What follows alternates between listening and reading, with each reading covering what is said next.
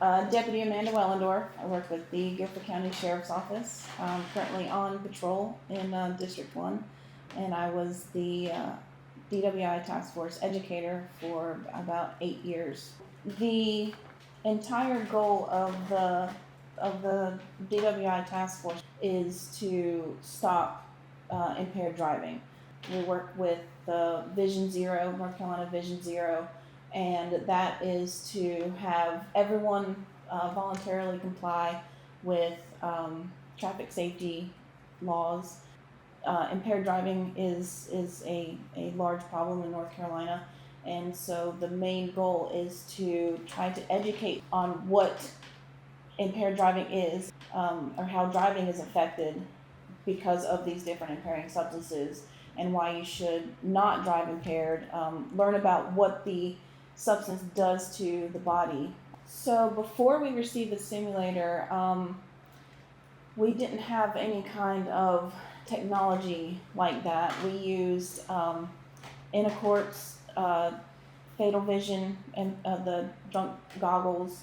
Nothing that was technology advanced. We looked at a few different companies. It was more like the big screen in front of you with, you'll sit in a chair, you'll sit in an office or something like that with like a tabletop steering wheel. But what we realized with the Drive Square simulator was that you can actually place it into a vehicle, and you become that driver. You get the realistic feeling of sitting in a vehicle. You're able to push the gas pedals and the brake pedal, and you're able to actually feel that experience as safely and as accurately as you possibly can.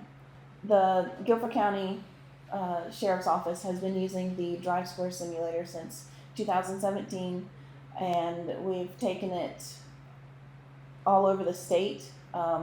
Used a lot of events to, where there's going to be a public outreach, schools, high schools, colleges, businesses, and since then, it's been a real eye opener.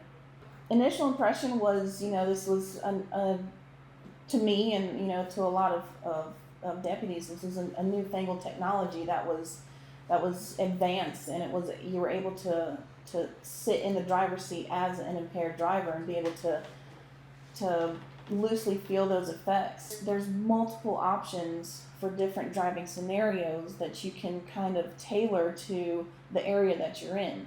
For example, I've gone to Western Carolina to present the simulator for a college, and the Drive Square has an option where you can put a mountain road, and being in the mountains, the public will be able to relate a lot better to something like that as opposed to the beach party scenario, and that's also in the Drive Square program. Then we're able to, we have people calling us trying to get, can we have this simulator for this group? We have an event doing this kind of thing, and can we get the simulator to come out here? And so I was able to, set it up and then judge, the area, the location where I was, and be able to tailor the scenarios for that group. It is as close as we can possibly get without actually having put an impaired person behind the wheel and having them experience that. I've had people, when they take the goggles off, they just look at me and they're like, is that how it really feels? Like, is that what it looks like, or is that what we're actually doing? And I tell them yes, because there is a feature where you can hit the replay and it'll be a bird's eye view of what the car did, and they'll say like, I can't believe that's like that, and I can't believe that people are driving like this. Explaining to them what alcohol actually does to your body directly correlates with what the scenario and what the actual simulator does. It's been a great, positive, eye-opening experience for a lot of the public. The Sheriff's Office has benefited a lot from it, because it kind of, once people heard that we had this technology and we were able to present it to large groups of people, we would get calls from all over the state, really. I was going anywhere from Western Carolina all the way to Topsail Island. I'd be able to transport this simulator, which it's very convenient and very compact and easily transportable.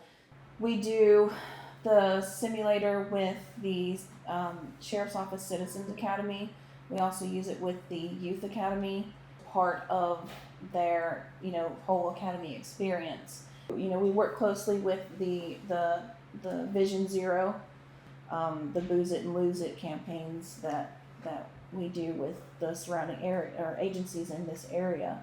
Customer support's been great. If I've had any issues with connectivity or updating the graphics or anything, I've never experienced any kind of issue with getting in contact with Drive Square to ask them a question or to figure out the best way to use this. I think it's a great tool. It's a wonderful technology. The more we advance in technology, in regular society, our iPhones, video games, stuff like that, the more that advances, the more people will be able to relate to a virtual technology simulation. And I think it should be considered in multiple agencies because you're able to reach many people at once. Even if there's just one person participating and driving, there's still observers that can watch what's going on. And as an outside observer watching them be like, wow, they're really driving terribly. I don't want to be that person, or I don't want to be around that person. So then they start thinking, if this is how they drive when they're drunk or impaired, I don't want to be that, and I don't want to be around that. So it's a great tool to be able to reach large groups of people, even small groups where you get a more one-on-one experience with that participant, and you're able to talk them through their experience. Why does the steering response lag?